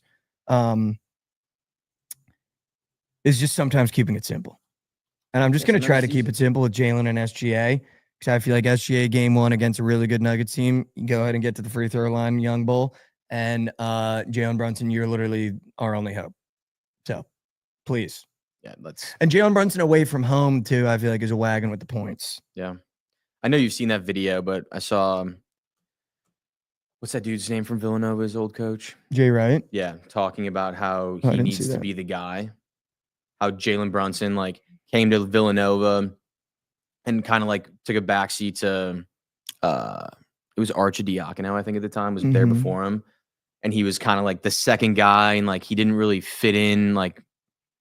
He played like shit. And then the second year, I guess he found out that Jalen needs to be the guy. To actually be who he is. He has to be the best player on the team. He has to be shooting 25 times a game. And then he was like, that's why when he went to the Knicks, I wasn't surprised at all. I know that he was really good friends with Luka, but he went to New York to be the guy, and he knew he could never be the guy in Dallas. No, he's never going to be the guy in Dallas. It's kind of sick though. It's kind of crazy that How he wants to be the guy. no, it's. I mean, dude, he's perfect for New York. He's already the greatest Knick of all time. I'm not even kidding. I feel like there's not a lot of Knicks. He's got to just- win. just because the lack of. But I would say it's- Melo even still above him though, just because. dude, just because even of- the fans are putting Brunson above Melo though. Well, it just could recency bias. Well, though. Melo couldn't do it in the playoffs though. Melo wasn't hitting fucking threes to send Detroit his home. teams Melo were, was his teams were ass. though. most. They were pissed. so bad. He had Jeremy Lin, dude. Yeah. He had Jeremy Lin after Linsanity, teams which were was just most shit. I think he's the greatest Knick. I of mean, all time Ewing already. too. Right. That's Oh, the but only one. again, Ewing couldn't fucking use a bot. I also placed another one, Mikal Bridges fantasy with Jokic fantasy, or with Jokic PRA. I think Mikal Bridges is going to do a lot defensively Get some to steals. affect the fantasy score. Ooh, And I think he steals too. finally, he's one of those guys where I think Mikal Bridges, he just needs to get his swagger back. And I think he got his swagger back in that last game. So I am more confident in Mikal Bridges going into this game. I think if there was a team that could completely kill that swagger, it's the Celtics. But I placed those two pieces already. But I would love to jump in the lab. I like OG a lot today. So I like OG. I think he does a bunch. I think he matches up really well. Yeah, I was going to say, there's not really a matchup problem for him, right? No, not at all. Not at all. Was Hang the Jolly Roger wrong? Fly the. Oh, is it Fly the Jolly? It might be Hang the Jolly. I don't know. It's literally not a thing. It happens fucking 50 times a year. Which for a lot of sports would be a lot. Yeah, in but no, baseball, it's not a that's lot. like 2%. It's not a lot. It's not a thing. Not a thing. The highest totals in baseball today are Dodgers. Not that this matters, but Dodgers and Mets Diamondbacks. I think we can get some Cubs up and moving today. I wouldn't mind that at all, dude. Who you like? Is it Kyle See. Tucker? He's been mega hot. Dude, I think it might just be the guy. Is he the best player in baseball right now? Kyle Tucker. Yeah.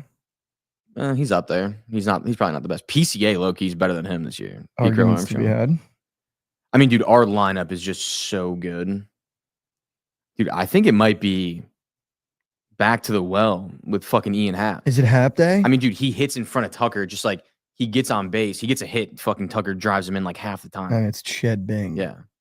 We could go fantasy too. Which would but be like more. He's up for 1.5. I think just do 1.5. Yeah, I like I that think we too. just stick to I think he normal. can get 2 hits too. Yeah, you can. PCA is so fucking good too. Danny Mahoney's going to the Pep for his birthday tonight. Gonna hang the jolly. Shout out, No Danny. way. Happy birthday, Come my on. goat. Happy birth. That's literally my goat. Come on. That's literally my goat. Happy birthday to you. Happy all right, birthday to you. we're going happy. I like Hap. I could go Hap. He didn't hit last game, so that's always the go-to. Just know Derek White is gonna have his way with me, and I just hate him so much. Al Horford threes in the first 5 minutes. Oh no. It's just He's gonna like, check in 3 right away, and then he's You- not gonna score again. they don't make wagers more free. Why do they do like, dude? I swear to God, It's just every him in the corner. fucking- It's yeah, literally in the corner. every fucking game he starts off with a wide open 3 in the corner, water, and then he won't shoot again the rest of the game. Water. Every game. I don't hate Hap OG. OG Hap. I don't hate that at all. That sounds like a good strain. It does. OG Hap. It does. I'm down for Oh. OG Hap. 2-piece, Geyserman. Fantasy for OG. Yeah. Okay, I like. What that. do you think? That's what I would take that too. That's what His I like. points just scare me because he can have 16. I just like the defensive and- end. I like getting the defensive end with him. Yeah, I agree. I think I agree. I think he gets a couple steals too. Dude, I feel like any other day we picked Spieth, he would have went green as ma. Yeah, pretty much. No, not the third day. The second and last day, I think he did. I mean, dude, Scotty Scheffler was up for Went 7.5 birdies or I better. saw that. I was like, that's too many. He had, like He had 9. I 12. think he had Yeah. 9. Give me a break, Yeah, dude. I think he had 7 on. He got his 8th one on the 13th hole. It was always just going, he's fired up because he didn't play well in the Masters. Or Yeah, not and didn't he's play well, back but home. he ended the Masters playing so well. And he's back home. Yeah. Fucking. We are going to have to make a WNBA go well. Fucking. Even though it's going to be Caitlin threes or something. Caitlin 3. Dude, what about Caitlin assists with Sophie Cunningham? I mean, that'd be mob. They're on the same team. Well, then you just add one more person in there. Get a double bang on an assist, though. That'd be Brittany Griner lessons. bustos. Caitlin Clark's threes got bumped up 0.3. That's insane.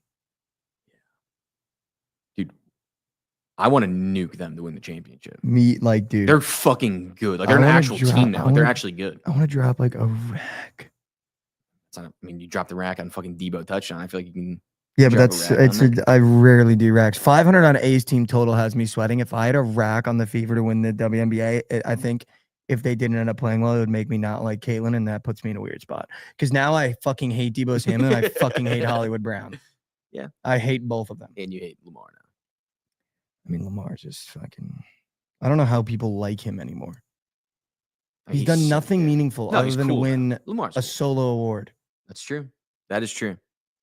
He's a good guy, though. It's not like he's like Aaron Rodgers, like a dick in like fucking, you know what I mean? Like Aaron Rodgers won one award for like half of his career and was a fucking dickhead. At least Lamar is a good guy. If I had a rag on Rodgers to win a Super Bowl, he would at least won the first round at home.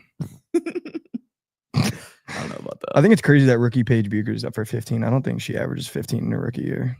Do they have they had another girl on that team. Who? Ogun. Talking about the Dallas?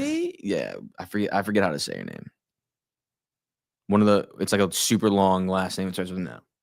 With an M? An O. She might be gone though. I'm not seeing anyone with an She might be O. gone. Chelsea Gray's only for 14. Ogunbowale. Ogunbowale. I do not see her on here. Oh, yes. 20 points per game. Yeah, she's a bucket. So maybe Up for 2.5, made threes, 4.6 assists. she might be the girl you want. She was tweaking in preseason. Dude, well, I didn't even see him preseason. Aren't the but just Dallas in Moose, general, she's too? a bucket. So she just has to do everything. Yeah, they stink. The thing is, like in the WNBA, there's only like what 12 teams or something. So it's like you can go from being really bad to really good pretty easily because there's not like a bunch of free agent, like there's not a bunch of teams trying to steal free agents. That's true, too. You kind of get who you want. That's true, too. I do want to do a playoff. I'm obviously doing this parlay day thing, which is just keep losing by one leg. So I took Sunday off. Sorry, everybody that wanted to lay. I do kind of want to do a demon playoff lineup for the rest of NHL NBA because I feel like it's Like a series one. not a series one, just game by game because I feel like you can get like all NHL is demons and goblins. Mhm. And I feel like we can like low key just like $50 demon lineups in NHL NBA for the playoffs. I feel like could be Maz Cooch. Yeah, I like that. Like Austin Matthews' goal is a demon, obviously. Can someone explain to me why? I mean, I could just be so untapped. How is Kristaps up for 6 3-pointers attempted? That's a lot. He went 3, 4, 3, 5, 2 his last 5. I'm trying to think. How the fuck is that possible?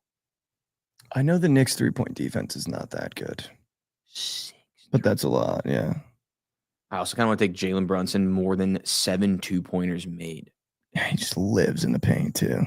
The only problem with him is like you get an attempt, but he'll get fouled and miss the layup. So you're like, That's true. fuck. That's true. I mean, I don't hate that. But I mean, fuck, dude. Porzingis, he shoots 7 threes, dude.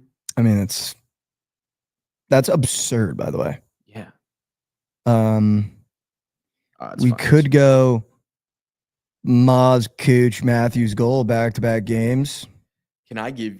I like that. I like that. or William Nylander goal back-to-back games, or Kachuk hasn't scored in the last 3. Chu said Celtics Knicks game 1 over. Let's go. What if we go with a Knicks player who Celtics just has to over. do a little bit of a job? Mitchell Robinson more than 4.5 points. Oh, I don't hate that. Just do fucking something. Demon. Dude, it also could be your GOAT campaign more than 4.5 points. Just 2 threes, dude. Yeah, dude. Campaign is like I you know. get 2 minutes. He might and take then- no and if he misses shots, the shot, dude. it's done. He might take no shots, dude. Deuce McBride's up for 5.5 too. That could be sneaky. Yeah, All right, where's Mitch Robinson? I'm down for Mitch. he's at the top of the. If you just go to NBA, I got him. I like Mitch, dude. Mitch could be sneaky. Just my only thing is that we're gonna be at the free throw line with 3 points, and he's gonna go 1 for 1 and just being fucking rat. Yeah. All right. So Mitch Robinson, demon points. I kind of like.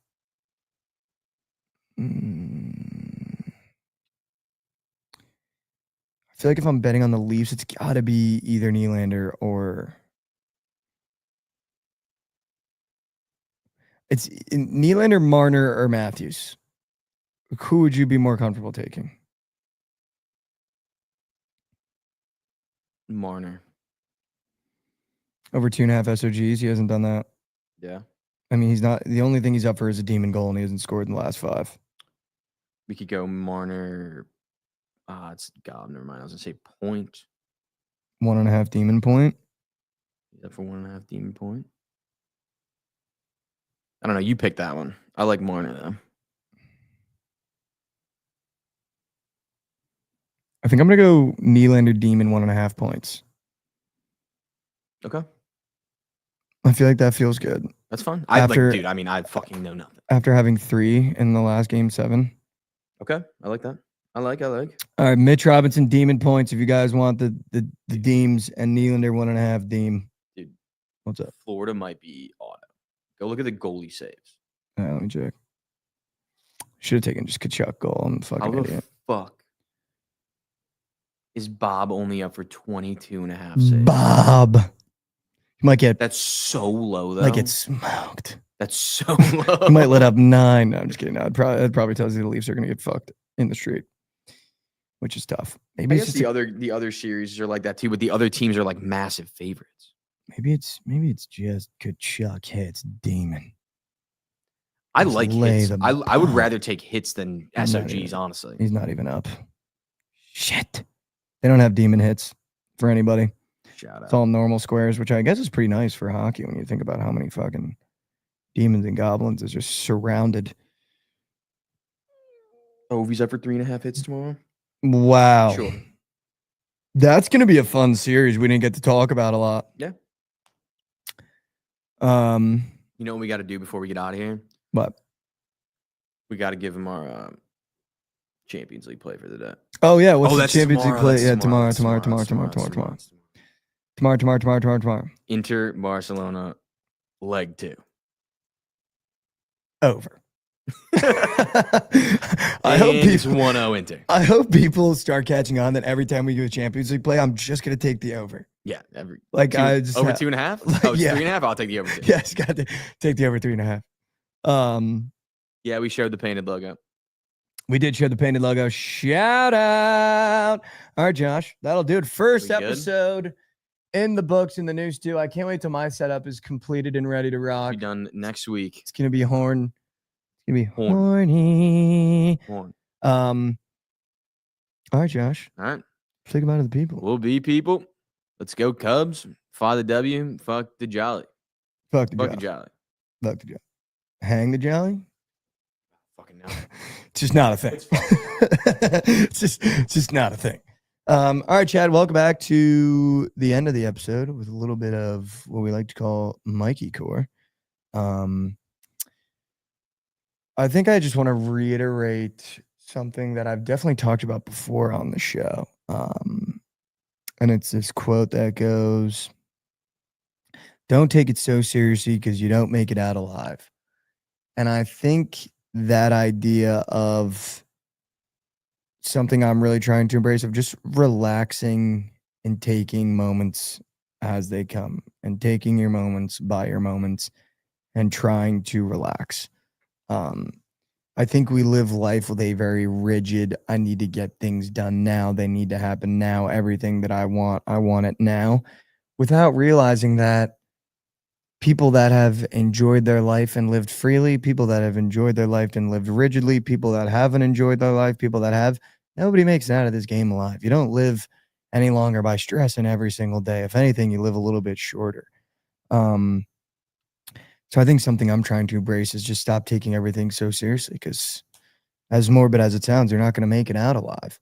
And I think it gives you good perspective on approaching people, situations, and just being able to take things at face value, meeting people where they're at and understanding that it's not that serious. I love you guys so much. If you're going through something, I know you're going to get through it, and I know it's going to be a battle, but I think we've learned through doing this show that everything's a process, and you got to take it one step at a time, because if you start looking at the 6th or 5th step ahead of you, you're going to trip over your own feet. I love you. If you haven't heard that today, I love you. Take one step forward for me. I know how hard it can be to take a step forward in life, and we're going to take steps backwards. It's going to happen more times than we get to take that step forward. But I think we've learned through doing this show that the real strength comes from the attempt, not the result of taking that step forward. So if you can be the stronger person to take a step forward every single day, even if you don't succeed, I promise you're going to be a better person this time next year, having attempted every single day. I love you guys so much. Thank you for all the support on the show and all the support on showing up and in the chat as well. You guys are goated. We'll see you here same time, same place tomorrow. Go tune into BTR right after this and Surge after that. Quick refresh We will see you here tomorrow. Enjoy your week. Let's go.